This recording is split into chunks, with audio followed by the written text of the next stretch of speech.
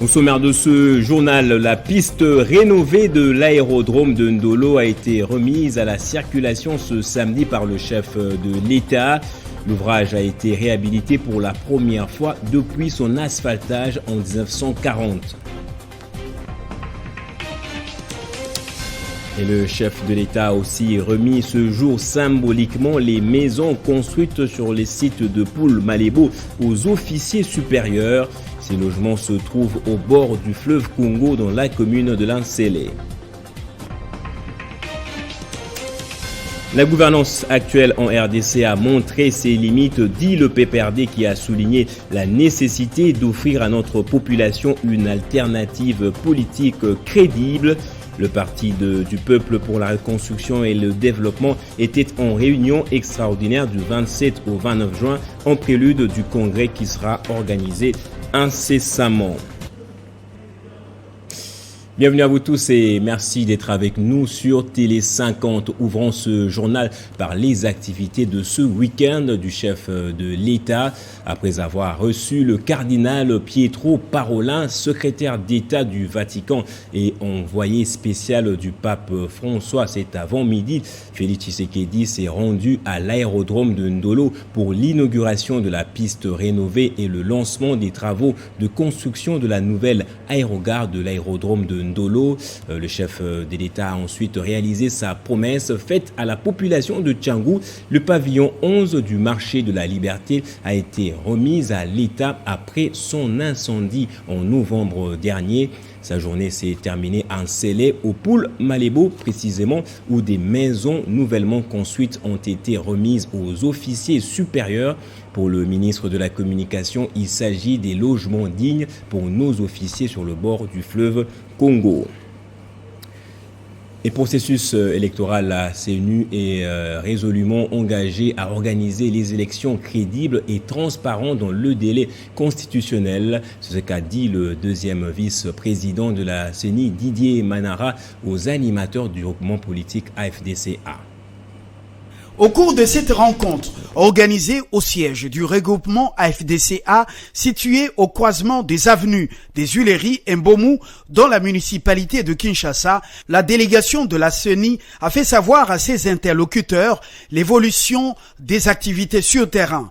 Le deuxième vice-président de la centrale électorale a par exemple évoqué l'opération en cours de l'actualisation de la cartographie opérationnelle pour la réduction de la distance entre les sites de vote et les électeurs. Selon Didi Manara, l'objectif poursuivi à travers cette opération est d'améliorer l'accessibilité des électeurs aux sites en vue d'augmenter le taux de participation lors des élections à venir.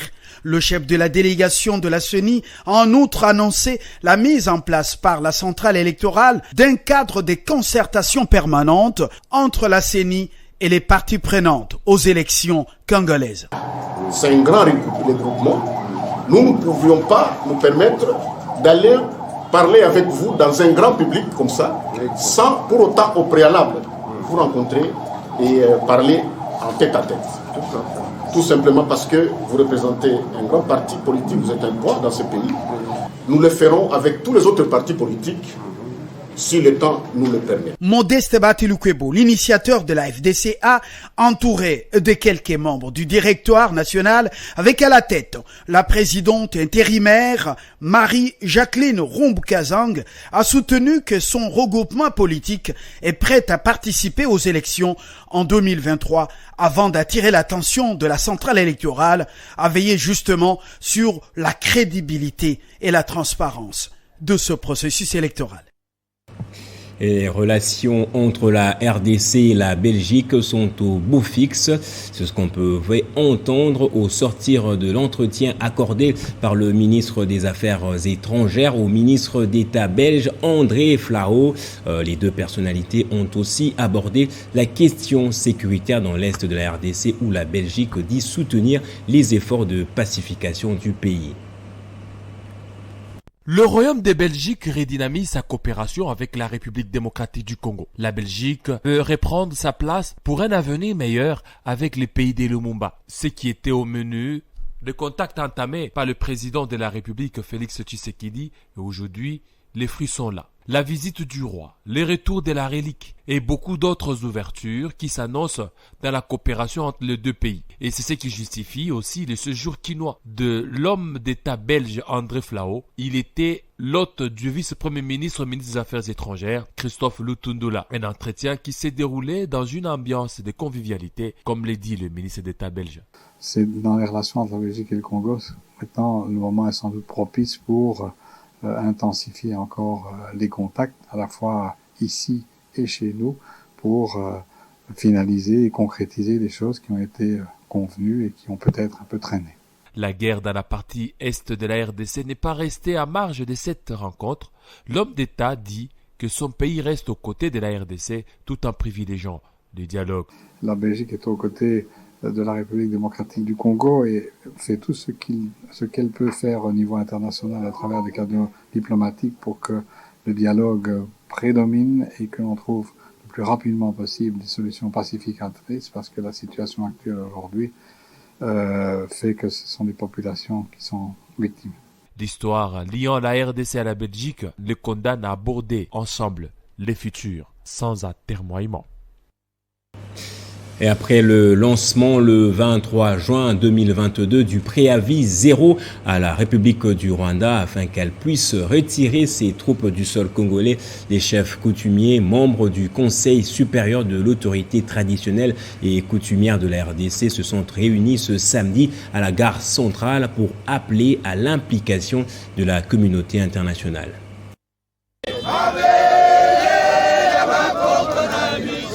Ils sont venus de tous les coins de Kinshasa, capitale de la République démocratique du Congo, pour interpeller la conscience de la communauté internationale sur la situation sécuritaire à l'est du pays et la levée de l'embargo sur la RDC. Nous sommes partis d'ici pour lancer un ultimatum, non seulement au Rwanda, mais à ses parrains, les États-Unis, l'Angleterre.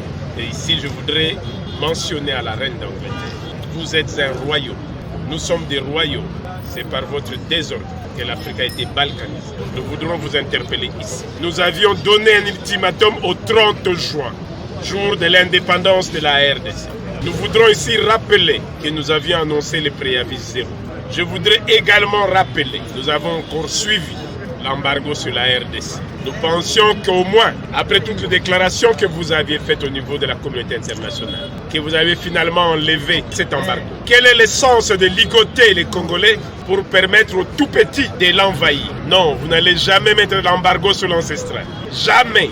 Et vous le savez si bien. J'ai sorti votre arme aujourd'hui pour vous rappeler que je ne vais pas en faire usage. La reine d'Angleterre, à la communauté internationale. Notre sortie aujourd'hui, c'est pour parler du préavis zéro.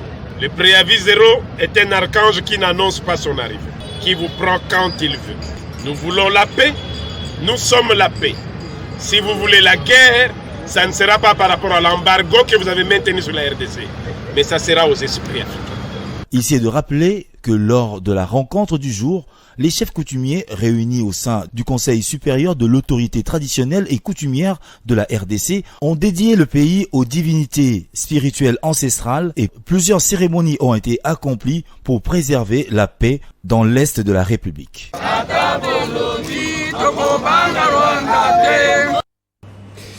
Et le bureau politique du PPRD, je l'avais dit, était en réunion extraordinaire en fin de mois de juin. Les membres du parti de Joseph Kabila ont au cours de cette rencontre évalué la situation politico-sécuritaire qui prévaut en RDC.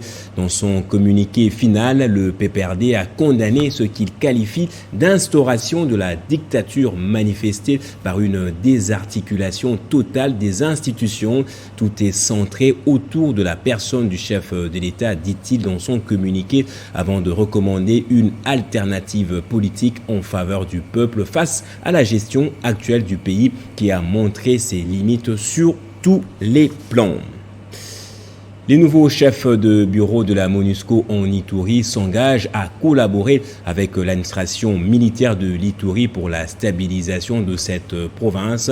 Kama Soro l'a dit ce vendredi au cours d'un échange avec le gouverneur militaire de l'Ituri et lieutenant-général Luboya Kachama.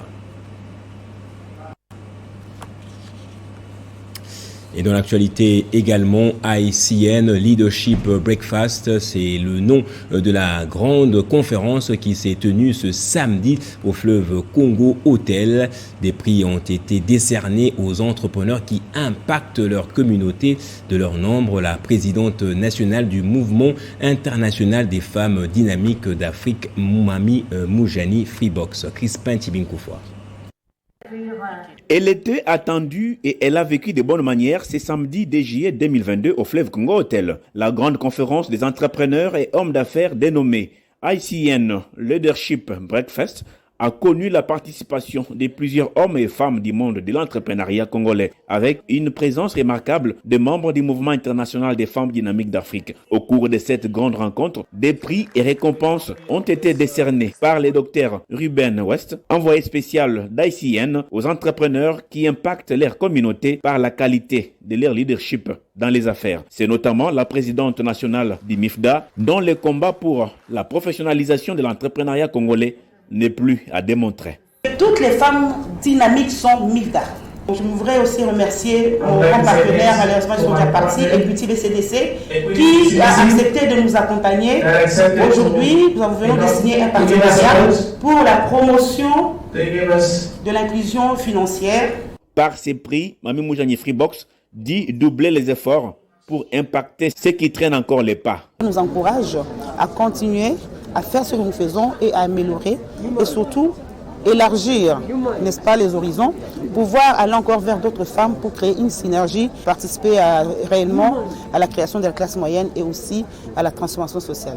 Les membres du MIFDA prendront également part à la semaine Hongrie-Afrique prévue en septembre 2022 à Budapest. Quand la femme s'implique, les choses bougent. Et des réactions continuent de fuser de partout après l'acquittement de Vital Kamerhe le 23 juin dernier. La dernière en date est celle de l'ancien secrétaire général de l'Union pour la nation congolaise, Aimé Boji Sangara, qui se dit satisfait. Pour lui, l'heure est venue pour que le président national de l'UNC poursuive sa carrière politique. On l'écoute dans cet extrait choisi par Christian Kalonji. Je crois qu'aujourd'hui, nous avons tourné cette page sombre de l'histoire politique de notre formation politique et de la carrière politique de notre président. C'est un sentiment de très très grande satisfaction. De très grande satisfaction parce que depuis le début de ces procès, on n'a pas arrêté de dire que notre président était innocent. Et donc aujourd'hui, justice est faite. Justice est faite et je crois que le président national doit pouvoir continuer avec sa carrière politique. Il est reconnu comme le pacificateur, c'est un homme de paix, c'est un homme d'amour et je pense que vous l'avez suivi vous-même, c'est cet esprit-là qu'il ramène. C'est un homme nouveau qui arrive, qui a vécu une expérience douloureuse mais qui, à l'image de Nelson Mandela, a un cœur ouvert et il veut construire, continuer à militer pour ce pays et à rassembler, il l'a si bien dit, que tout le monde doit être uni pour faire du Congo cette grande puissance que nous voulons tous. Donc, pour moi personnellement, en tant que haut cadre, ancien secrétaire général du parti, ancien secrétaire général adjoint du parti, ancien secrétaire permanent de la direction politique du parti, membre fondateur du parti, mais je crois que je ne peux que être heureux, c'est une bonne nouvelle. Maintenant, tournons les regards vers l'avenir. Nous sommes membres de CACH, nous sommes membres de l'Union sacrée de la nation. Nous soutenons avec force le président de la République, son Excellence Félix Antoine Tshisekedi. Et comme nous sommes en train de cheminer vers l'année électorale, l'année prochaine, je crois que cette libération du président Vital Kamerhe tombe à point. Désormais, la grande famille de l'Union sacrée est réunie. Nous sommes tous là et nous allons avancer tous comme un seul homme derrière le président de la République. Le forum sur la gouvernance Internet en Afrique centrale s'est clôturé ce samedi à Kinshasa. Ces assises ont permis aux experts venus de la RCA, Cameroun et d'autres pays de discuter sur les enjeux et opportunités qu'il y a pour changer les choses en Afrique. Ce forum a permis aux acteurs de l'écosystème de réfléchir sur les stratégies à renforcer pour une bonne gouvernance d'Internet en Afrique centrale après la période post-Covid. Avoir les 3 points d'échange, mais aucun pays africain n'est venu voir la RDC. Il a été démontré au cours de ces assises que le grand problème qu'il y a en Afrique subsaharienne, c'est autour du contenu local, mais il y a lieu de transformer cette crise de contenu. Le gouvernement de la République démocratique du Congo, ça a toujours été un devoir d'appuyer les internautes et surtout de faire en sorte que la culture numérique puisse de plus en plus être ancrée dans la grande communauté congolaise. Pour booster les secteurs d'Internet en Afrique centrale, il faudra penser à une stratégie efficace, élaborée dans le timing, ce qui va inciter plus de personnes à aller sur Internet. Un haut cadre d'échange qui a réuni tous les acteurs de l'écosystème Internet, qui a réuni les hommes politiques et ceux de la société civile, afin de discuter des défis et des opportunités que peut nous apporter l'Internet ici en Afrique centrale. Nous avons discuté sur les enjeux qu'il y a à mieux gouverner l'Internet, surtout pour la jeunesse, les opportunités qu'il y a à développer l'Afrique centrale. Ce forum tenu en présentiel et en virtuel a été très bénéfique pour les participants, puis appréhender les grandes lignes qui peuvent booster l'usage de l'Internet en Afrique centrale.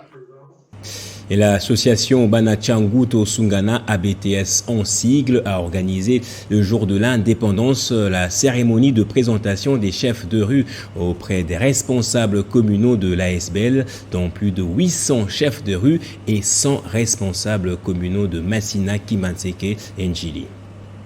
Une salle archicomble de la paroisse Saint-Boniface, située au quartier Mokali dans la commune d'Ndjili, que Maître Nico Foutou, président de l'association Banachangu Tosungana, a présidé une grande rencontre de membres de cette ASBL, dont un seul point à l'ordre du jour, la présentation de 800 chefs de rue auprès des 100 responsables communaux de Massina, Kimbanteke et Ndjili, avant de rappeler l'historique, les objectifs et les réalisations de l'association Banachangu Tosungana ABTS. Le premier objectif, l'entraide entre membres se trouvant en difficulté d'ordre financier et sanitaire. Et deuxième objectif, c'est l'assistance. Donc nous assistons les orphelins, les veuves et les démunis. Nous sommes retirés de cette façon. Nous avons les responsables chefs de rue, nous avons les responsables chefs de quartier, nous avons les responsables communaux et nous avons les responsables dans la coordination.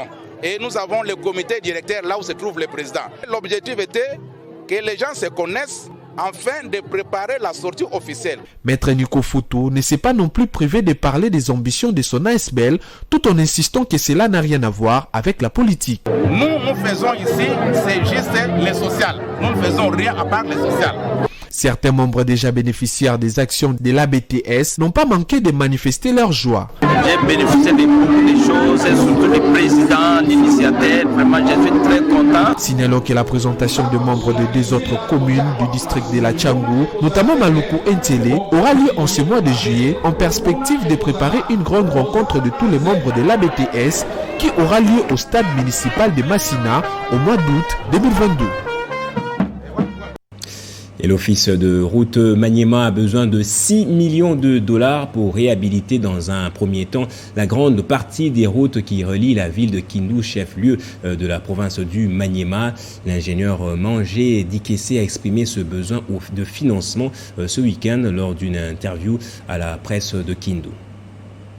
Au total, 6 millions de dollars. C'est le montant proposé par l'Office des routes Maniema pour faire face à plusieurs routes d'intérêt communautaire qui font jonction avec Kindu, chef-lieu de la province.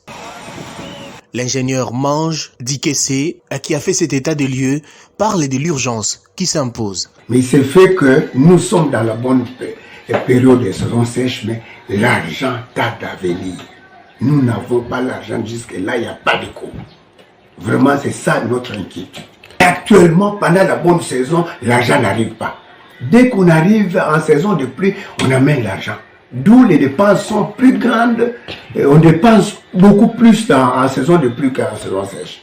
Je demande aux autorités qui nous suivent qu'ils puissent nous donner les moyens pour que nous puissions réhabiliter nos routes pendant cette saison. Au-delà de besoins financiers, l'ingénieur Mange Dikessé a rappelé aussi l'état vétuste des engins qui nécessitent leur renouvellement.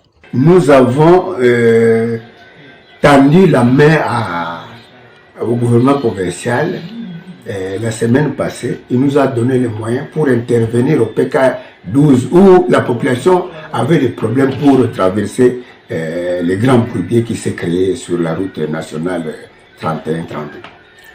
Le gouverneur a donné les moyens et nous avons achevé ces travaux là-bas à la grande satisfaction de la population. Et à cette occasion, quelques ouvrages et infrastructures routières réalisés par Foner et le gouvernement provincial ont été présentés à la population de la province du Maniema. Et pour la célébration de l'indépendance dans le Maniema, les députés provincial Pascal Omana a communié avec sa base électorale de la commune d'Alunguli, un moment de partage sur l'unité et la paix, mais surtout sur la conservation du pouvoir lors des prochaines élections. La population de la commune d'Alunguli est appelée au sens du patriotisme et à la fidélité à l'union sacrée de la nation.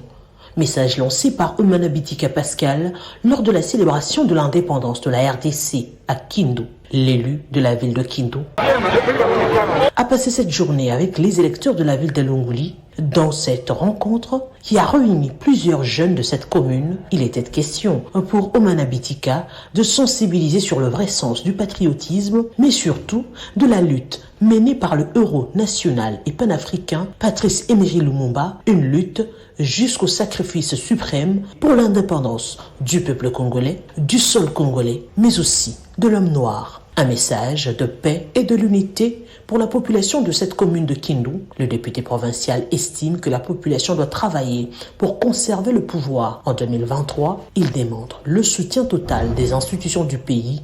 Il a quant à lui réitéré son soutien indéfectible au président de la République, Félix-Antoine Tshisekedi, ainsi qu'au gouvernement national.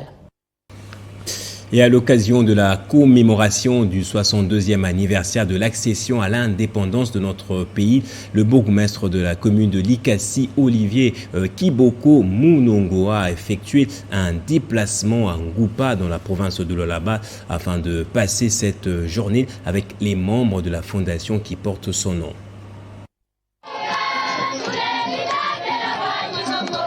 Tout a débuté à l'entrée de Nguba où une foule immense attendait le digne fils de Luboudi. Arrivé sur le coup de 10 heures, Olivier Kiboko a tout d'abord salué le comité de sa fondation, section Nguba, qui lui a demandé de cheminer avec leur leader sur une distance d'environ 100 mètres jusqu'à la cour administrative du groupement. Ici, l'honorable Kiboko est ovationné par les mamans Inamfumu avant d'être accueilli par le grand chef Mwami Nguba et le tout sous une ambiance de fête auréolée par des pas de danse. Prenant la parole en premier, Mwami Nguba a rassuré son invité de marque avant de lui témoigner son soutien électoral pour 2023 car il est le choix de Mijimo, a-t-il renchéri.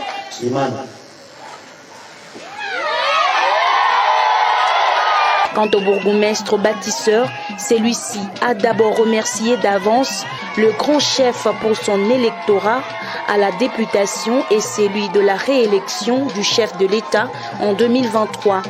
Olivier Kiboko donne la quintessence de sa visite dans le groupement Nguba. Aujourd'hui, c'est le 30 juin, tout le pays est en train de fêter l'indépendance, le 60e anniversaire de notre pays. Et pour auréoler la journée, l'homme au grand cœur a remis 1 millier de pagnes à la population présente à la manifestation, plus une enveloppe pour bien fêter la journée de l'indépendance.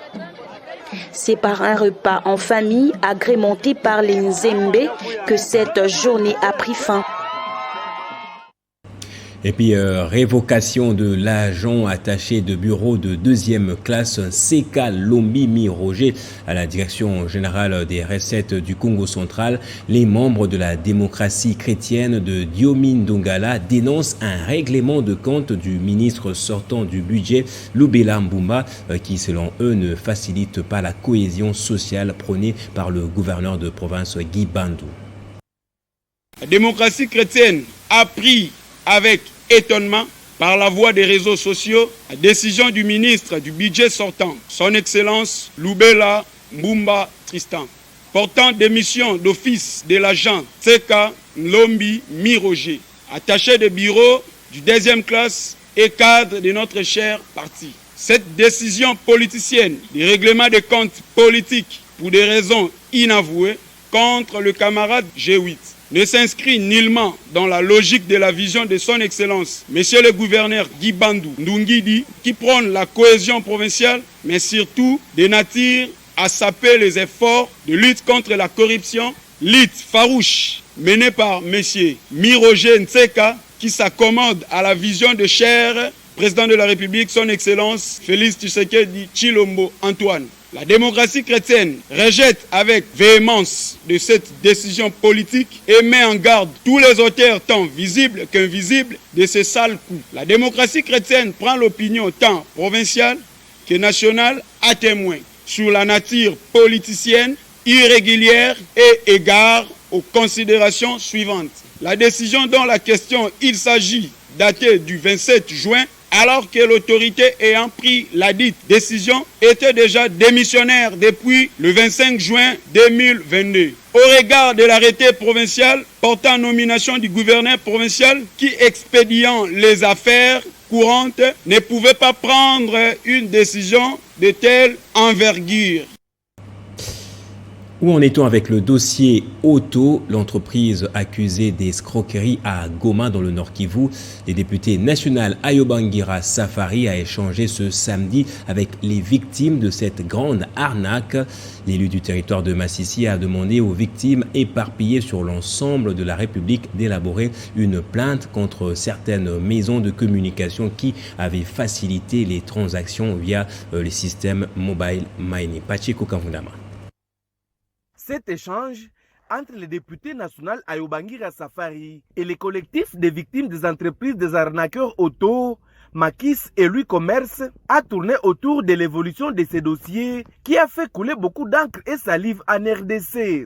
Selon cet élu du territoire de Massissi, son plus grand souci est que ceux qui avaient mis leur argent dans ces fameuses maisons d'escroquerie soient remis dans leurs droits. À l'étape actuelle, il y a des numéros de ces escrocs qui ont été saisis et avec de l'argent dedans. Il nous reste maintenant à passer à l'autre étape de savoir le montant et l'étape suivante du remboursement. Ayobangira Safari précise qu'il va mener d'autres actions comme parlementaire afin que les victimes d'escroquerie d'auto soient remises dans leurs droits. Nous avons déjà mené des actions en tant que parlementaire. D'abord, l'alerte que nous avons fait, nous avons écrit des lettres, mais nous avons déjà fait une question orale.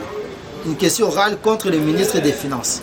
Mais cette question orale ne peut être traitée qu'après l'ouverture de la session, c'est-à-dire en septembre. Mais entre-temps aussi, nous allons initier aussi notre question écrite contre la gouverneure de la Banque centrale qui est l'autorité de tutelle de ces gens-là de Mobile Money. Tout en saluant les démarches menées par les députés Ayobangira Safari, les victimes de cette escroquerie auto demandent au gouvernement de s'impliquer dans ces dossiers car Auto, Makis et Lui Commerce ont déjà approuvé beaucoup de citoyens congolais. Et les habitants du territoire des Mambasa dans la province de l'Ituri ne vont plus transporter les cadavres et les malades sur des motos ni sur les dos comme autrefois. L'entité a été dotée d'une ambulance qui servira également de corbillard, un geste tant soit peu de Saïdi Chichombo, notable de ce territoire qui a posé à travers la fondation portant son nom d'autres actions de développement. Pacho Kamvundama. Ce sont des milliers d'habitants de Mambasa qui sont venus accueillir Saïdi Chichombo, notable de ces territoires. Sur place, il a animé un meeting populaire dans lequel il a remercié toute la population car la fondation qui porte son nom est déjà intégrée dans le comité local de développement.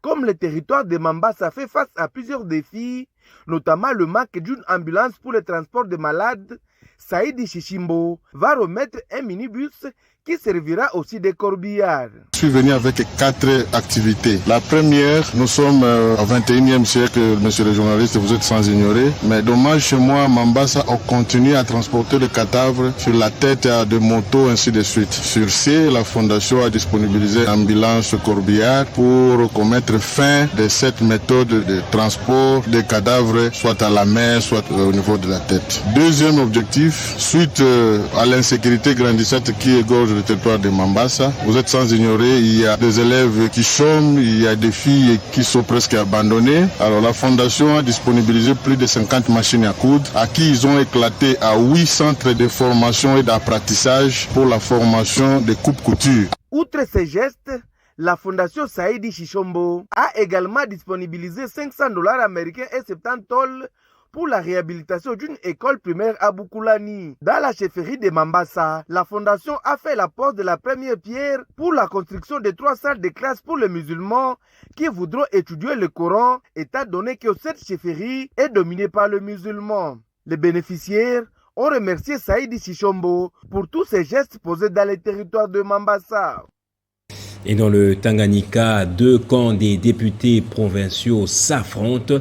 Les élus de l'Union sacrée et d'autres se réclamant de la nouvelle majorité, essentiellement du Front commun pour le Congo. En toile de fond, l'agissement du bureau d'âge sous pétition qui non seulement a refusé de répondre à l'invitation de Kinshasa, mais aussi et surtout a investi le nouveau gouverneur contesté. Après la remise reprise, il y a eu des pétitions pour déstabiliser le bureau. Le soi-disant bureau d'âge qui était instauré a refusé de rejoindre Kinshasa, venu répondre à l'autorité. Nous sommes venus de bonne foi. Le bureau légal de l'Union sacrée s'est déplacé jusqu'ici. Mais eux sont restés continués de manœuvres dilatoires. Aujourd'hui, nous disons ils ont même cassé la porte de la salle plénière. Ils ont procédé à l'investiture de Madame la gouverneure. Eu égard à ce qui précède, le bureau de l'Assemblée provinciale demande aux membres du Présidium de se pencher prioritairement sur les problèmes qui déstabilisent l'Assemblée provinciale du Tanganyika par les députés du FCC qui veulent se venger contre l'Union sacrée pour avoir déchu le gouvernement provincial en 2021 et que ne jure que sur la disparition de l'Union sacrée dans la province du Tanganyika. De faire un arbitrage entre les députés de l'Union sacrée et les gouverneurs élus pour une cohabitation pacifique dans l'intérêt de pérenniser les acquis de l'Union sacrée au Tanganyika et de bien préparer les élections du président de la République aux échéances électorales prochaines. Et dans le Haut-Tuélé, la délégation nationale mixte députés et sénateurs et experts du ministère de l'Intérieur et de l'Institut géographique du Congo poursuit avec les séances des travaux d'éclaircissement des limites administratives après les dernières séances. Ce sont ces experts de l'Institut géographique du Congo qui présentent ici à Ariouara, en Ituri, la situation des terrains effectués au Mont Zizi, point chaud de la limite administrative de l'Ituri et du Haut-Ouélé, par les territoires d'Aro et Faradji. Les limites, il y a des limites naturelles, mais dans le cas d'espèces, c'est une limite artificielle. On prend entre des points qui ne sont pas du tout visibles sur le terrain. Nous sommes venus interpréter la carte et démarquer les 2 provinces. Derrière moi, c'est la province de l'Ituri et puis devant moi, c'est la province du Haut-Ouélé. Intervient ensuite cette signature conjointe du communiqué final d'acte de paix des populations limitrophes de 2 provinces. Les 2 délégations se sont rendues le mercredi 29 juin 2022 à Monzizi pour placer la pancarte sur la terre ferme afin de matérialiser les limites administratives entre les 2 entités et c'est à la grande satisfaction des populations riveraines. Les deux parties se sont convenues. Les travaux du terrain vont se poursuivre avec l'accompagnement technique des experts de l'Institut géographique du Congo. Après la détermination de la limite administrative de la Chopo et du Haut-Tuélé par les territoires de Bafouassende Wamba sur la rivière Enva, cette même délégation mixte de députés et sénateurs, accompagnée des experts du ministère de l'Intérieur et de l'Institut géographique du Congo, procède au même exercice pour dégager la limite administrative de l'Ituri et du Haut-Tuélé, et ces choses faites pacifiquement. Et en séjour à Kalemi dans le Haut-Lomami, le député national et coordonnateur de l'ASBL Changement Intégral pour le développement du Congo, Nanou Memba, est allé encourager et montrer son soutien à la gouverneure de province Isabelle Kalenga. Il est 10h locales lorsque l'appareil qui transportait Nanou Memba a atterri à Kamina, chef-lieu de la province du Haut-Lomami. L'élu de Kipushi et membre de l'Union sacrée de la Nation est accueilli au pied de l'avion par le nouveau ministre provincial des Mines, Héritier Katandoula, et plusieurs autres personnalités, parmi lesquelles les membres de la coordination provinciale du changement intégral pour le développement du Congo, son association sans but lucratif accompagnant la vision du chef de l'État, Félix Antoine Tshisekedi. À Kamina, Nanou Memba est venu encourager et soutenir le docteur Isabelle Kalenga, gouverneur de province. C'était impérieux pour nous de manifester ce soutien, d'abord à son Excellence Madame le gouverneur Isabelle Yumba, élue gouverneur du Haut-Lomami, et aussi à son gouvernement.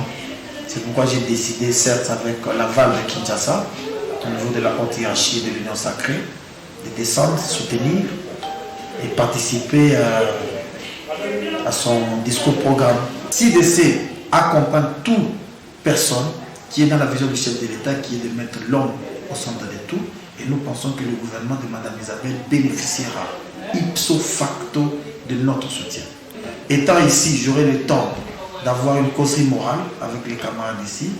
Ils bénéficieront de ma bénédiction et ensemble, nous allons exécuter un plan qui sera adopté au niveau de la coordination, mais qui bénéficiera spécialement et intégralement de mon soutien financier et physique. Nanou Memba Ebenga a profité de l'occasion pour féliciter Héritier Katandoula, membre de l'ASBL CIDC, pour ses nouvelles fonctions.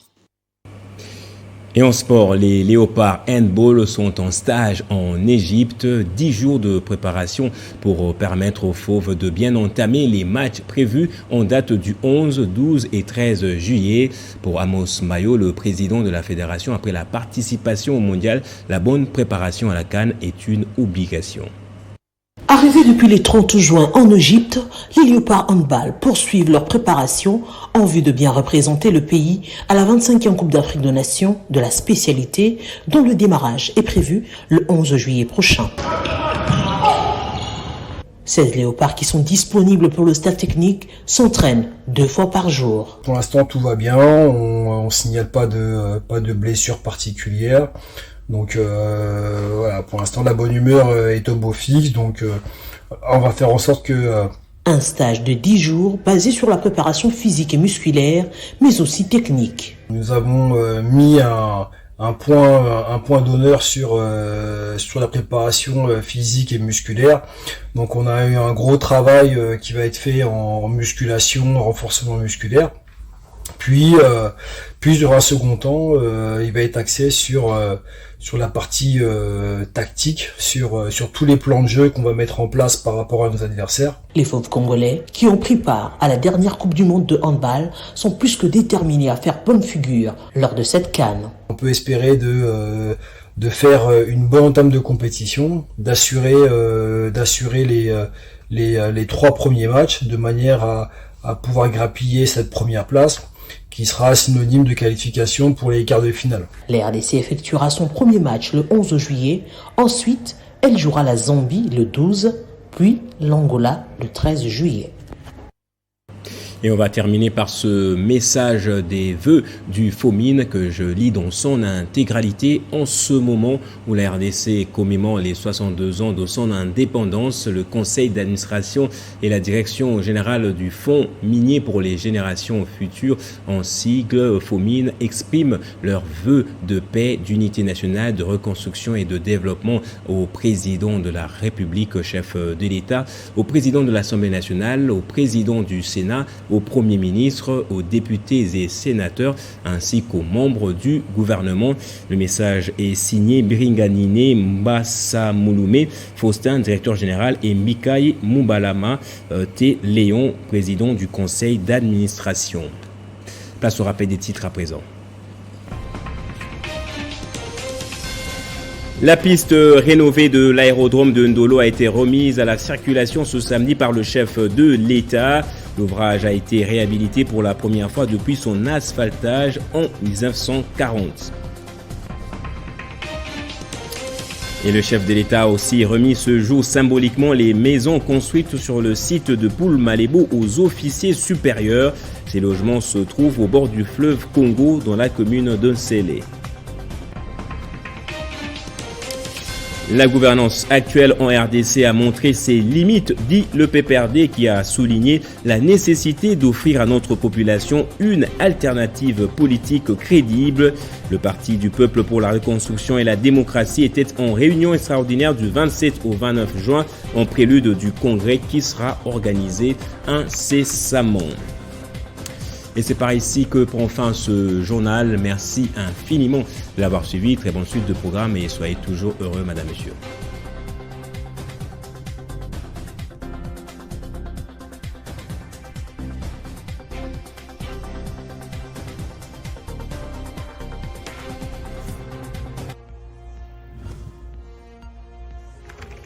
L'actualité reste incontinue.